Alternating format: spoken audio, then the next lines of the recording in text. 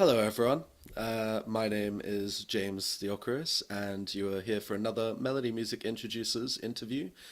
Today, we have got the amazing Annabelle Grace joining us. Hi, I'm Annabelle Grace. Nice to meet you all. So, yeah, we'll crack on with some questions in a minute. How are you doing, Annabelle? Mhm.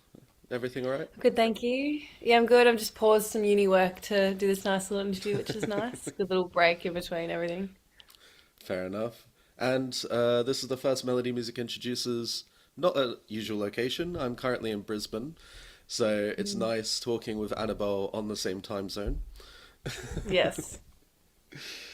So, those of you that have seen the Quickfire Questions series would have already seen Annabelle's video submission on there.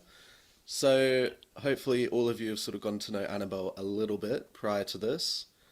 Um, so, I'll start you off with some easy questions, Annabelle, and then we'll get into a bit Okay. more about you. Nice. S- So, what I again, you've already answered this on your quickfire questions, but for those Yeah. that didn't watch that already, what Uh, is or was is your favorite song that you've written so far? so far, my favorite song that I've written is called Gold Rush. It's not out yet, and I'm planning on finishing an EP hopefully this year if I can with uni and everything. But I reckon it's the strongest one so far. It's the one I'm most passionate about. Musically and lyrically, I just think it's kind of a step up, in my opinion, and this kind of style that I more prefer. Because I've been playing around a little bit. So I think that one, but it's not out yet, so everyone can't listen to it yet. You can just imagine. Fair enough. So whenabouts did you write Gold Rush? Because you said it's not out yet, but Yeah, I wrote it uh, in start of March, and then I wrote it one night, and the next day I went downstairs to the piano and wrote the whole thing in one. And sometimes I struggle with songwriting in terms of getting my lyrics into a melody and like a structure that I like. But it all just came out immediately, and I recontacted my producer who I hadn't worked with for a few months since my last song. And I was like, look, I want to get in straight away. I want to start building this. And then we finished it maybe like a month and a half later.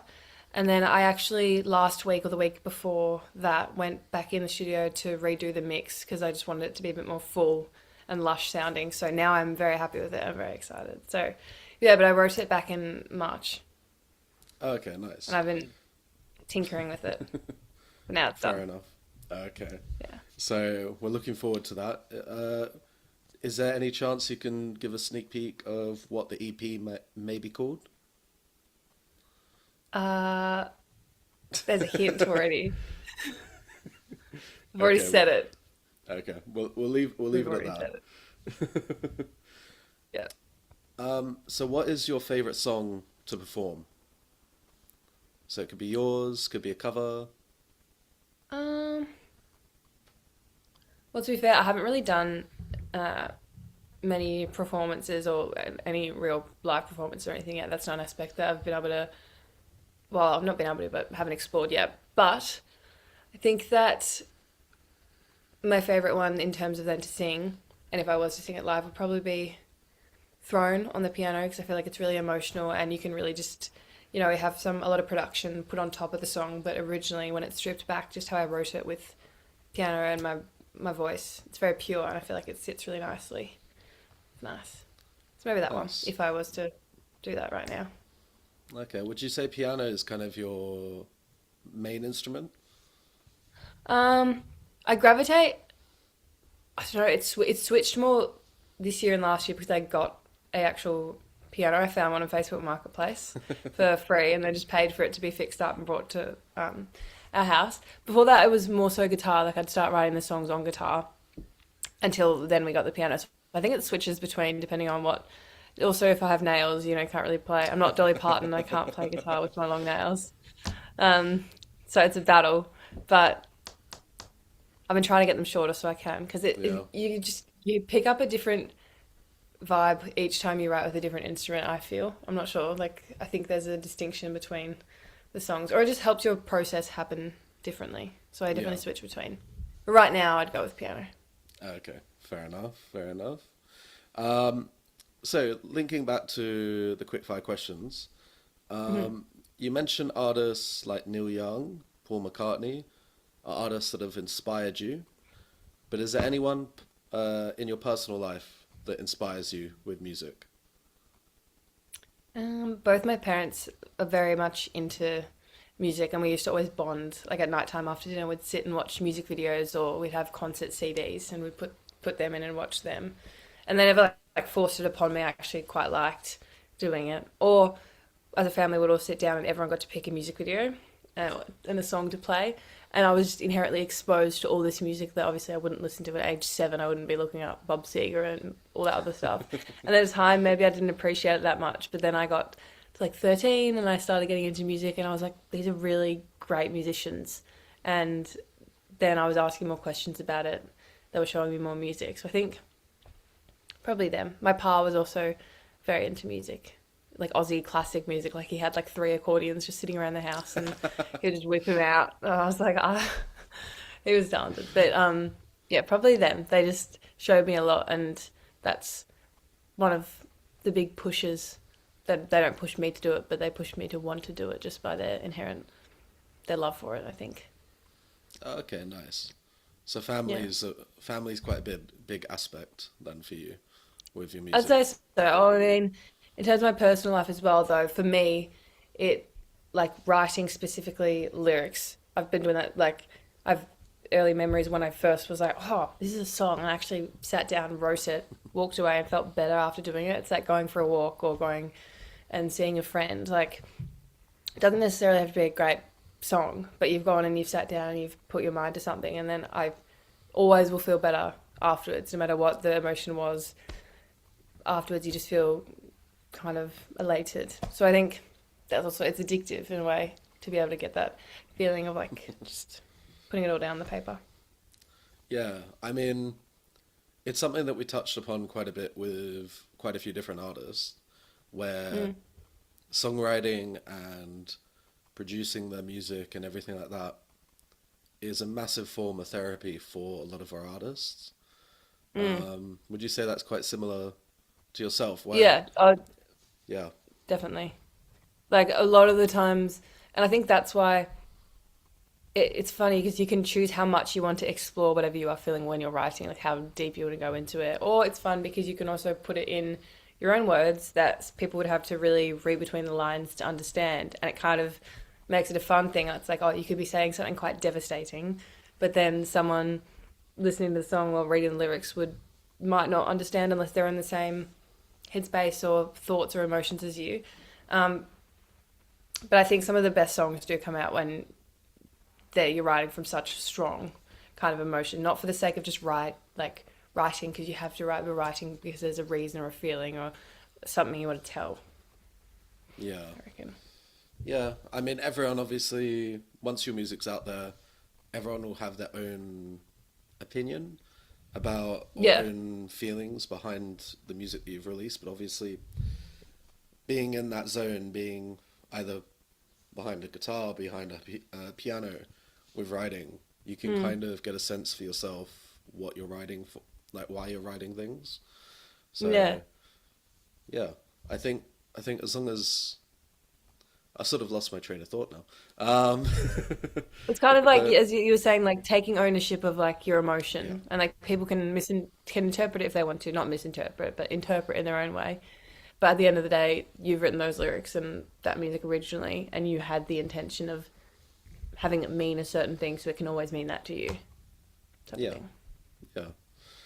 Um, I've just realised I've gotten into a bit more about you more than I have. I've missed out one question, which is in the quickfire questions. You mentioned Ria Moran with covering "No Reason." Is Yes. there another song that doesn't have to be on Melody Music, but any song that you would want to re-release as a cover yourself? Oh, oh, too many. Would it be a Paul McCartney or There, Neil Young? Or yeah, there is one that I was. No, I don't think he'll watch this.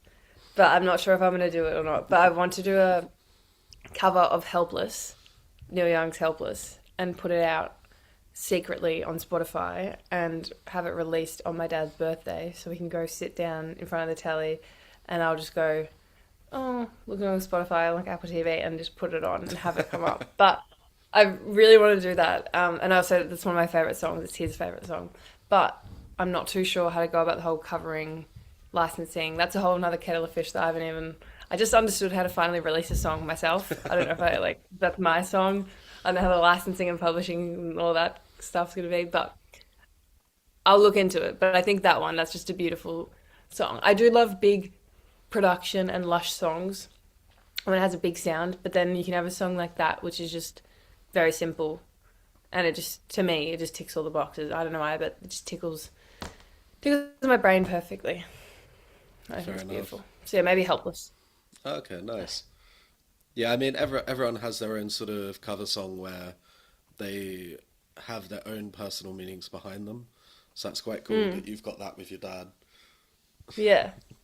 Yeah, well, funnily enough, I thought his favorite song was Harvest Moon, and um, I really like that song, but for some reason, Dad loves Neil Young, but that song for some reason it ticks him off. I think because he doesn't like the music video, so he's associated them both. But I was going to try and cover that if I happened to do it, and then I realized that it was the wrong one. He was like, "No, that's shit. I don't like that one." And I was like, "Oh, thank God I didn't. Thank God I didn't do the wrong one that he doesn't like then." But I think it's just the association. But yeah. Yeah, okay. Well, moving on a little bit to yourself as a musician, so away from the nice, easygoing questions. Um, Yes. so, balancing classic folk rock roots with a modern indie pop sound, how do you find sort of genre meshing? Like, how do you find that Yeah, it's with floating between genres with your music? to be honest, it's strange and it's something I'm still kind of learning how to do because I find that when I write a song, it inherently is written kind of more folk rocky slow. And then when I collaborate with like my producer or something like that, I can kind of learn and bounce off him and we bounce off ideas of how we can kind of expand it, whether we want to keep it kind of base level like that or bring it up. I'm not sure. I think it's just taking my favorite because I love I love just the sound of like the full band folk rock sound, but then some of the emotions I can really make like it makes you want to run. You know when you hear like an indie pop song or something like that, and it just like like a lot of Olivia Rodrigo's new songs like The Cure, like you just want to run when you hear that. I don't know. I always get so excited because it's so good, like the momentum in it. So to like pluck that type of emotion and energy and combine it with like the full band sound and something like that, I think is something. But it's hard because people, I mean, I don't even know with genres because like this Gold Rush, for example, is definitely more of a folk rock song steering away. There's not really remotely pop about it, but it's a more modernized folk kind of rock song. I don't know, it's kind of just meshing whatever feels good, whatever tickles or fits the song. But I definitely think that because that's something I was thinking a lot about with the EP is should I be combining the other songs with the future ones that I'll be making? Because obviously that's usually what people do when they release an EP. Then I thought a lot of the like Throne is indie pop, Fingers Crossed is indie pop, and then Porcelain Face is more folk rocky, not really indie poppy, but that was my first one. And yeah, I reckon I'll just put them all in. I don't think I need to fully genreize myself yet, but I do, as you said, it's just about meshing whatever I think works, and it works differently for each song as well. It depends on, Gold Rush, for example, is like quite a happy love song, so I was channeling like the Neil Young, the Bob Seger, the Beatles type of thing, so I wanted to replicate that. But then Throne had like a kind of like like angsty girl Olivia Rodrigo vibe, so I was like, okay, we'll put some random like synths and clicks and modernize it a little bit. So I think it also, yeah, it depends on whatever I'm gaining from the song. Yeah, I mean, it's this kind of thing where, especially with musicians, they kind a lot of listeners want to pigeonhole musicians and be Mm, like, okay, well, you're this genre, you're this, you're that. mm, Especially at the start of a musician's career, like yourself, like many others, mm. it's so good to get out of that because you never know Yeah, what sound you can get from, I don't know, doing country, doing rock, doing pop, doing yeah. soul. Mm. You can get quite good And like, different vibes. mm. And people all love and respond to different things. And it's weird because obviously, like, my preferred music taste, I can, I do always gravitate towards the kind of Americana folk mixed with like Beatles band, 60s, 70s genre. But then I bloody love a really good indie pop or modern kind of pop song. And it's like I don't necessarily have to just stick to one sound when we're making that, but it is, you know, it's easy to it's easy to want to try and become or fit yourself into one because then it just makes more sense to be able to say, oh, I'm this. But it's like I've got four completed songs, three that are out, and they all quite different in terms of how they are. But I feel like that's good because it gives me the ability to kind of just go in any direction now that I want to because I've just laid the ground. Yeah, that's very true. In terms of perspectives on genres and stuff like that, what changed your perspective on your voice and your singing, moving from doubt to embracing your sort of Yeah. unique vocals? Um, I think that I used to always think of music as when I was younger and being good at music or singing as purely vocals. And then I realized that I actually really could be really proud of a lot of the lyrics that I'd written and my brain, how it picks up and thinks about how everything should come together with the band, the feel, everything combining in the structure of a song. And I realized it's more than just the voice, even though like if you listen to a song and it's an incredible voice, that's great. But music tells the story, and for a story to happen, you need multiple different aspects to kind of be engaging with that. And I think I found kind of comfort in the fact that it doesn't have to be one singular thing; it's a combination, and you can be slightly better at different ones, and it all works together.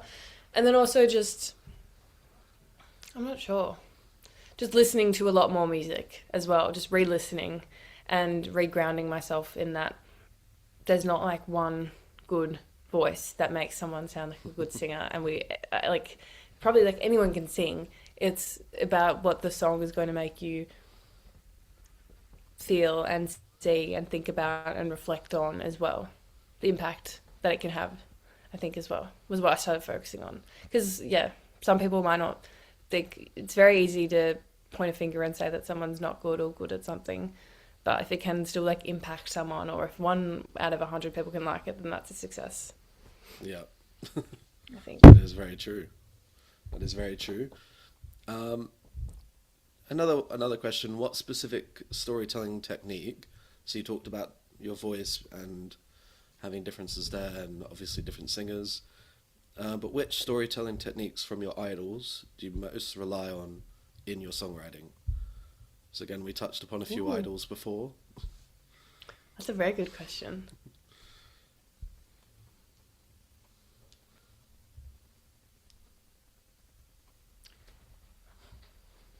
Ooh. It's interesting because I think I try and mix multiple to more kind of modernize my lyrics. Like um, people like Gracie Abrams and Lizzie McAlpine will really talk about. I feel like in their lyrically, they will um, plainly quite say what is happening. Like I met him here. Sorry, did you hear that? That's fine. No, sorry. Do not disturb. Um, they will more modern artists. Sorry, more modern artists. Like Gracie and Lizzie will plainly quite say like what's happening, just like paint a picture or a scene. And then that I appreciate doing that mixed with not actually saying what is happening, but building like a nice metaphor and then a nature reference. I love a good nature reference and referencing sounds or trying to make you feel the setting that we're kind of in when I'm writing it. I'm just trying to think of lyrics off the top of my head. I mean,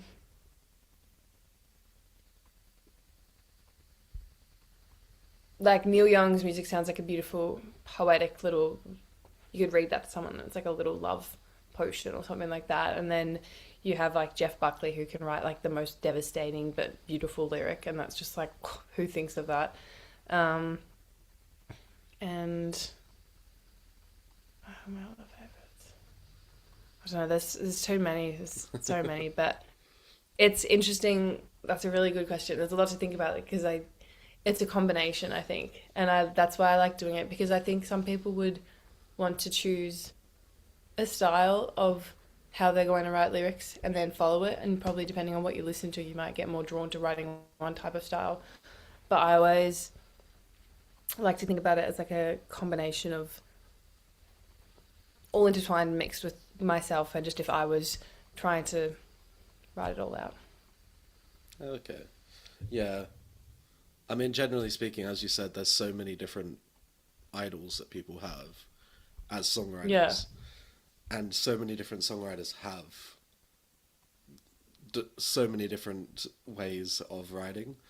I mean, Yeah. the one thing which I kind of found where I was watching an interview with Ed Sheeran, and people who listen to the podcast know I talk about Ed Sheeran a fair bit, so I do apologise to the listeners again. But it was a number 6 collaborations album where he wrote so many different songs that are definitely not an Ed Sheeran type vibe, but he Yeah. wrote and recorded with all these different artists because he saw that they did stuff better than him and wanted to learn from them. Like, Yeah. I think that's quite a cool situation to Yeah. be in. I mean, obviously he can do that. He can work with Eminem. He can work Yeah. with 50 Cent, Bruno Mars. Like, Yeah, he and can people get are gonna away with and doing people are that. gonna love it as well. Yeah. Yeah, but it's that kind No, of but that is thing where, interesting yeah, to gauge because you do need to look to others sometimes for inspiration about how to, because you can express it your own way and how you want to say things, and then if you hear someone else saying something, you're obviously going to be inspired by that. Like if someone's expressing an emotion or a feeling in a certain way in a little song, then certain parts of that might speak to you, I'd yeah, say. Yeah, a little combination, and then also just writing immediately the feeling of whenever, like if it's about a certain feeling or thought in a song, just writing it down in that then moment, because I think that's how you might get the most authentic. Like it's easy to look back. It depends on what it is, because you can look back at, if it's a person, you can look back at that and write about the person you love yeah, or don't love or whatever. But if it's a very specific emotion, or if you're doing one of those more like, I feel like modernized songs where you're talking about, I walk in, blah, blah, blah, I see him, blah, blah, blah. Like that's not, they're not lyrics, but like, the yeah, painting the picture of it in the moment, every single little thing that's happening. I feel like that's growing, and it actually is it's quite, it's a mix between like you have some basic things in there, but then you can weave in really intricate lines throughout those just mundane kind of everyday life picture painting kind of ones. I don't know. I think it's very interesting. It's fun to play around with. yeah. It's definitely an interesting one with having different venue or avenues that you can go down with songwriting, Yeah. because you can have first person, second person, third person perspectives. You don't have to have Yeah. directly from you. It could be something which you've heard through the grapevine about someone else. You can write from your perspective. So yeah. Yeah, it's good. So before we move on to talk about your music, um, as someone that sort of jumped into the music scene, what advice would you give to anyone wanting to follow that and become an artist, become a songwriter? Uh,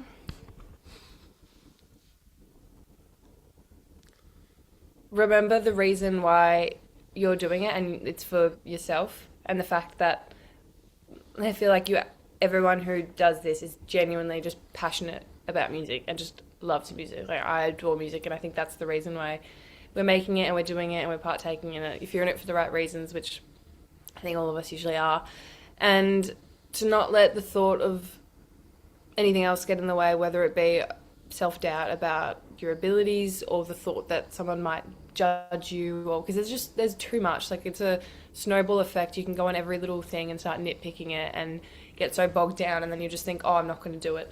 Literally, the best idea is to just do it. I think the best advice is because I wanted to do this since I've been like a literal child, and then one day I randomly wrote my first song, Porcelain Face, and then found a producer, organised to meet with him, and then a week later I was recording my first ever song.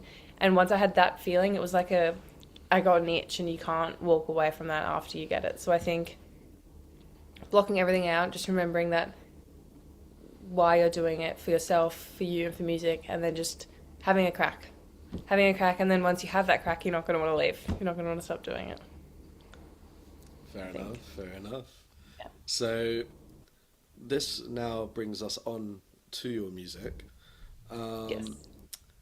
So you've released quite a bit over 2025, spanning from July through to October through to December. Yes. So I'm just going to read through a few of the playlists that your song features on for Melody Music. Oh, yes. So for artist top hits, Throne is on there. Dazzling debuts, Porcelain Face. The ballads playlist, Throne. The currents playlist, Cloudy Currents, Fingers Crossed. Aussie hits, Throne and Fingers Crossed. Vocal hits, Throne and Fingers Crossed. So there's quite a few playlists it appears upon. Had to Yeah, thank catch my you. breath. Um, and then on top of that as well, every year we do a kind of like an awards thing where Mm. we give a shout out based on what people vote for. And Throne got underrated gem of 2025. Um, Yeah, so that was voted for by everyone very listening exciting. and everyone following Yeah. Melody Music. So that's quite cool. Yes, thank you, everyone. Yeah, I remember seeing that notification. I was out somewhere and I was going to my friend. I was like, "Oh, I got this!" I was very, very excited. So yeah, no, I mean, I really enjoyed listening to Throne when I first heard it. Um, Mm. so that was really. I mean, we'll dive into the song a little bit more in a minute. Mm. Um, but yeah, it's a very soothing. It's not overwhelming with instrumentation, Yeah, but you can hear the emotion behind it. You can put it on, and you just know what you're listening to. You know this. You yeah, can get behind the story, and yeah, yeah. No, I love Throne. I think I'm not sure. People always say pick a favorite song. I'm like, "Ah, I can't pick one. I love them all, but maybe Throne. But then fingers. I mean, Paws on Face is my first one, so it feels like I can't dismiss her. I can't yeah. dismiss her. Porcelain Face is your baby, and then Yeah, the it was rest my of rest firstborn of child. I it. can't leave her. The rest of them I can bring forward. Yeah. So talking about Porcelain Face, Mm. so you released Porcelain Face on the 4th of July, 2025. Yes. So why don't you give me a little bit of an insight into the songwriting process and how Porcelain Face was kind of sculpted? Yes. Well, I was getting ready for work yeah, it was July, and I'd written it for April, May, or in June or something, or when it started getting wintry, and I usually don't like winter, and I was feeling negative, and I was getting ready for work, and I had a shift at like an hour, and I got my guitar, and I just started thinking of sometimes I'll get like porcelain face, I literally started because I thought of the idea of I thought of porcelain, and then I just had all these like visions of like your skin's melting. It's like, oh, it's like a porcelain little doll, and like she's melting. And then I don't know, I just started strumming, and I wasn't even. I think I just chucked the capo on something that sounded nice and was just playing around. And I wrote the verses, but I hadn't written the anything else, and then I came back to it afterwards. But then after I actually came into the producer though without a bridge, so we didn't have a bridge for it, and I was like, well, what are we gonna do? We gotta write a bridge. But yeah, I think sometimes that's when you can find and create the best things. It's just when you're actually just in a moment and you just decide to reach for something to try and like escape that moment or put that moment into something else. And then yeah, I had a very brief draft and memo, and I met with the my wonderful producer Ohad, and we started tinkering away. Okay. So obviously, as a genre, we talked about genre blending. It is kind of independent pop and sort of folk, with a bit of folk rock. Yes, Um, yeah, I'd say so. so that's obviously where you started, as a genre. And it, as I said with Throne, Porcelain Face kind of still has that sort of soulful, emotive kind of influence. And like with a lot of artists' first song and first release, um, you can feel the rawness behind the song. Um, Yeah. so I mean, obviously speaking, when you progress as an artist, um, how did it feel to get that one over the line, and then focus and then push for the next song and the next song and evolve through all Yeah. your music? That Or was yeah, that was such a strange feeling because it was like afterwards I finally had Porcelain Face out there, and I was just like, oh, I want to make another one. And I think we'd already Porcelain Face was set for release, and then I think only like 3 or something weeks after that I'd gone back into the studio, and so Porcelain Face hadn't even come out, and then I'd written Throne. I think I had some lyrics for it because some of them were quite old, some not too old, like a year old lyrics, but I never put a melody to them. So I finished the other half of the song off, put it to the piano, and I was like, oh, I like this one. I was like, I've got to get back in straight away. Um, and then we started working on that one, and I think we finished that right when Porcelain Face may have been coming out. So then I got to set it all kind of up. It was a really great period. It was very exciting having like one just come out already set up for the next one. It was so good. And then to have Fingers Crossed come out as in December as well, just like the 3 in a row. It felt very very fun, and they were all very different. So it was good. yeah. So the Porcelain Face kind of feels a bit melancholic, um, Yes, yeah. and a bit of an introspective sound. Mm. Um, and you kind of have, um, as it's gone on, the sounds which you kind of have going forward are kind of more cinematic, Mm. and uh, I don't want to say they kind of sound a bit larger, a bit more full. Um, so is this kind of the rawness of your? Is this just being your first release and being raw, and then you found Yeah. yourself as you go on? I think I don't know because I understand what you mean. I think I love that's one of my favorite things in a song, and I think modern music, well, modern pop music doesn't channel. Obviously, it has emotion, but it's like you don't want a perfect take, blah blah blah blah, like crispy and clean. And usually, when you bring up the EQ when you're doing something, when you're mixing and mastering, and then you kind of lose that rawness and the actual emotion.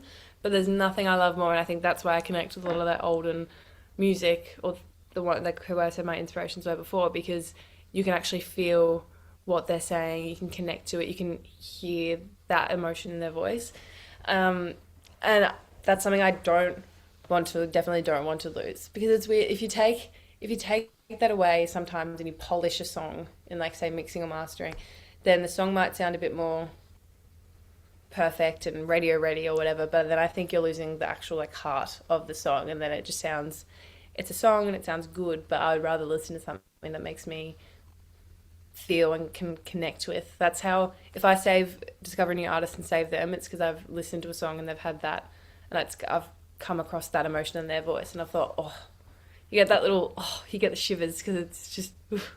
But I think Gold Rush, and definitely has that as well. Like I was listening to the finished track the other day, and I thought, oh, I'm excited about this because you can just hear it. And that's my favorite thing ever.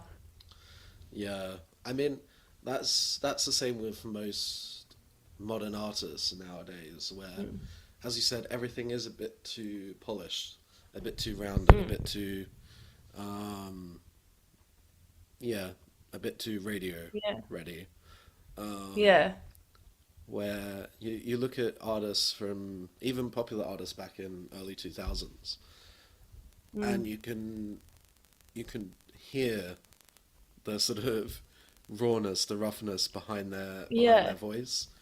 Um, Mm. and obviously speaking, that is something which is quite crucial for your music, and even for a lot of independent new artists as well, having that. Mm.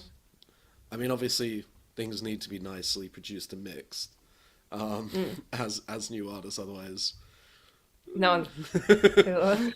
um, Someone. but having the emotion and the emotive vocals, Yeah. especially as a singer, I feel is so crucial because Yeah. otherwise you don't Yeah. know how to feel in the song. You can read Yeah. the You don't. lyrics and everything, but Mm. Yeah. It's so fun being able to, because it's like you get to create that. You get to decide what the emotion is. You could have the instruments kind of pick up and be kind of happy, but your lyrics kind of melancholic, and then your sound, you kind of got that yearning in your voice or whatever you want to throw in there, and it just can create kind of whatever you want. But it's so hard because obviously it's so attractive at the start. I remember thinking like you can polish something and then it's more likely to be enjoyed and be liked by certain demographics because that's what you're hearing on the radio or that's what's being playlisted, but that's not why.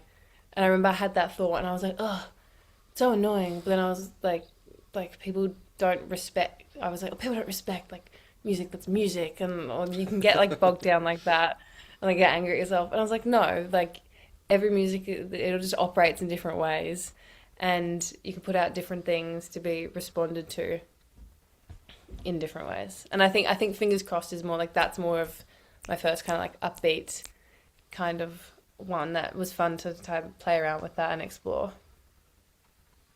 okay. Um, Now, obviously, before we jump to Fingers Crossed, we've got Mhm. in between Porcelain Face and Fingers Crossed, we've got Throne that you Yes. released in October 2025. Hmm. Um, Now, this was the start of where Melody Music and myself got into your music. Yes. Hmm. Um, so I won't read through the whole review that I've got up here, There's a lovely review. but I'll read the first sort of extract from it. Yes. So serene vocals shine in Annabelle Grace's Throne, with emotive piano and gentle drums drawing listeners into its I can't speak English, tranquil beauty. So that's just to give a general overview of the song. Mm. Um, Personally speaking, I absolutely love the song. Well, thank you. So I'm so glad it won the underrated German. So many people voted for it. Um, Yeah. yeah, it kind of. I feel like a lot of it was quite subtle with the decisions that you Yes. made. Yeah. Um, so I could kind of get behind the track quite easily Mm. because I just felt the drums, I felt the piano, and it gave me this sort of subtle, calm Yeah. um, tenderness. Is that the right word that I'm looking for? Yeah. Because But it you. was Yeah. I don't know. Just being able to. I'm trying to think about it when. Right. Yeah. I didn't want to add too much because I wrote it just on piano purely, and it was maybe more sadder then. I wouldn't say it's a sad song. I don't think any of my songs are sad, but I prefer singing with that kind of more profound emotion that is a bit melancholy and exploring that because that's just how it comes out, depending on the song. But because it's quite like a reflective song, I didn't want to add too much of anything to draw away from the lyrics or just the emotion that was kind of bearing between like the dance of the vocals with the soft drums and then the synths which kind of pick up a little bit halfway through. Yeah. Well, it's kind of it's one of those tracks where you can kind of have a bit of quiet time for self-reflection while you listen Mm. to the track. It's not Yeah. because I kind of feel like with a lot of these tracks I kind of hear, you can kind of get a bit overwhelmed because the Mm. whole with the synths and the piano and the drums, those three instruments alone, alongside the vocals, don't. For the most part, it's not. It doesn't seem like a lot to have in a Mm. track, especially a modern track Yeah. nowadays, with so many Mm. different instruments available at your fingertips via DAW.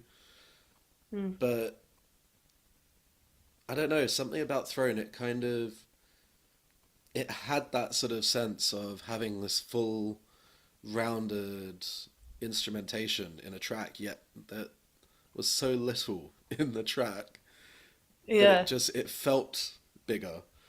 Uh, I know, I yeah, remember thinking I wanted the vocals to be like lush because we did a lot of doubles of different things and then harmonies and doubles. And I just remember that. I was like, whoa. Um, and then there's one part in the bridge before it goes into the final chorus and it kind of swells. And I love that. I just feel like you feel like you're going like, oh, it's like a little levitating moment when that comes because and the drums do a little, like a little tickle and just little things. As you said, like it's simple, but it can just sit nicely and allow you to reflect. I think yeah, it's a good way of putting it. yeah. So on that note, we've gone from being raw with porcelain face to I can't tell. My camera is in reverse. I always do this on Zoom. From raw with porcelain face to Yeah. kind of reflective, but have it seeing an evolution with Throne, and now Mm. we're on Fingers Crossed, Hmm. which you released in December 2025. Yes.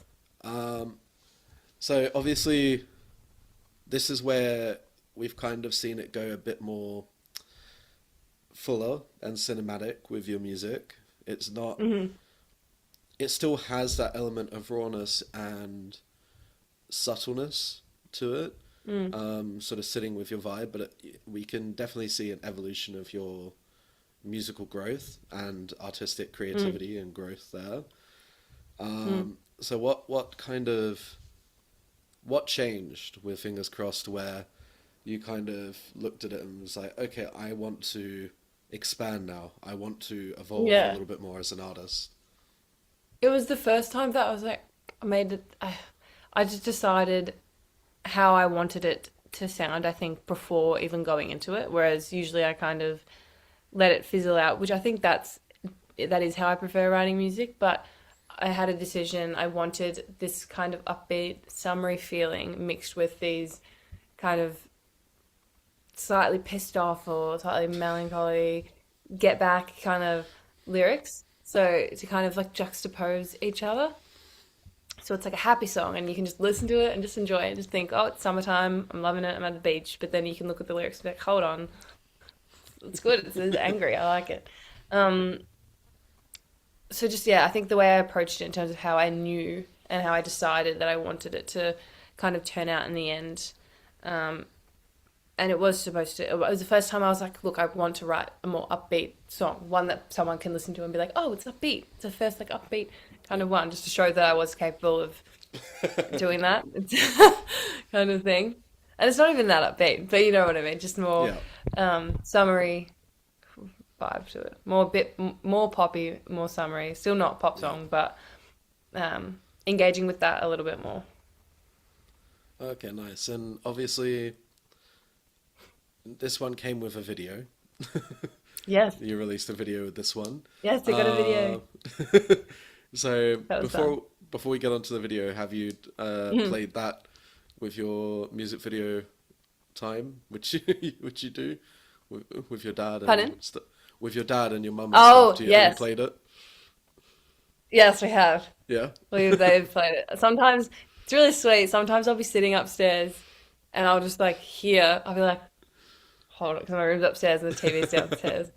And I'll go like this, and they've got it, like, they were just playing it or something like that. We had like friends over, family friends over, and I heard, and I was like, what's going on? And Dad had put it on the telly for them to watch. And I was like, oh God, here we go. Uh, your dad seems very very proud of your Yeah, music. So they're both, that's really cool. yeah, no, it's good. Um, I was like, so so obviously with the video, you said you want mm, it to be a bit more summery, a bit more upbeat.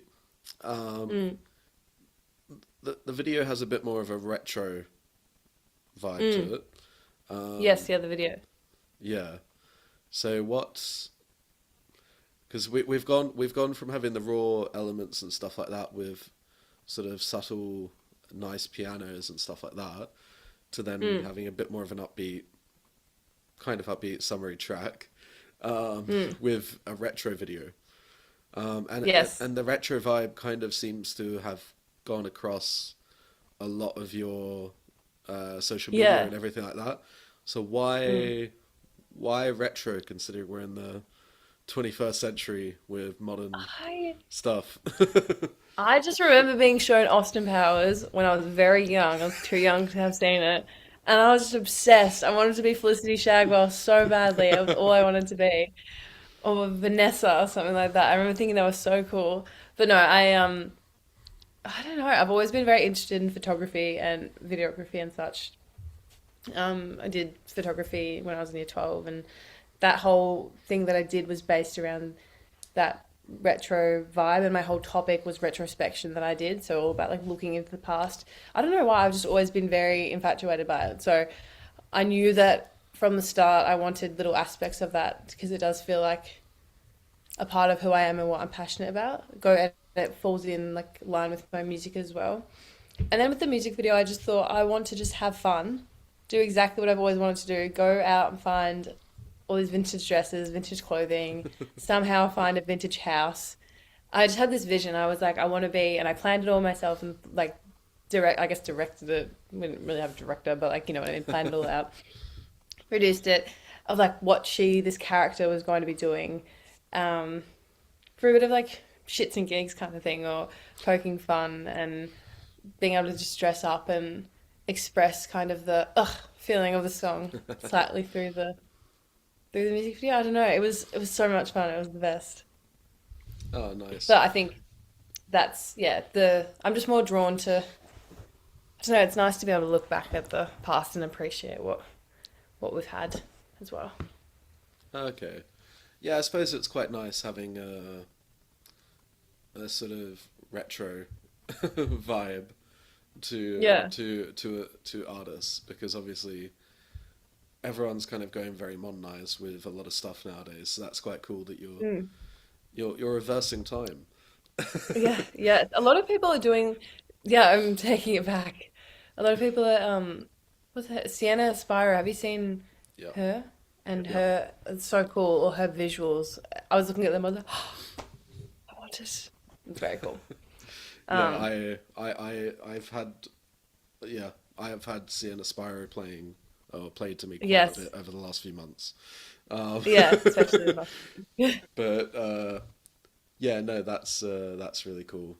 I mean, yeah, it's that kind of thing with music where I mean, your music you could go the modern route with all the promotion and Mm. everything like that, but you have chosen to go retro and it Yeah. does. I suppose it does. Yeah, then it does link together with the introspective stuff. Um, we're taking a retrospective Yeah, I look think back on stuff, whatever, an internal look. yeah, whatever you engage in with anything, like with I'm more passionate about, or I'm more drawn to that type of aesthetic and not in my daily life, but in terms of this is a whole creative thing that I was doing. So I was like, oh, why not add a little tickle of more creativity in there? And then I was proud to promote it as well because, or proud to do a post on Instagram or something of whatever it was instead of thinking, oh, this is scary. Like, who's going to see this? People are going to send it. People are going to judge it because people are going to do that. But it's like, if you're proud of it and you like it, then does it really matter? No, not at all. Because it's something that, you know, you've done, you're proud of, and you connect with. And then other people are going to connect with it as well, especially if it's a kind of less common one. Because I wanted to make something that you could scroll past and be like, oh, that's cool. Like take another look, like a little drop into the past type of thing. Like Yeah, that house was just my dream come true, spending a day in that house, just toddling around rooms and doing fun little things. It was the coolest thing ever. yeah. I can imagine it would be considering all the um, just getting into the past and everything like that, and just Yeah. enjoying that kind of vibe. Mm. Um, yeah. So, is there before we wrap up? Is there anything else that you want to chuck in about your past songs, about your future songs with Gold Rush, or any others? Or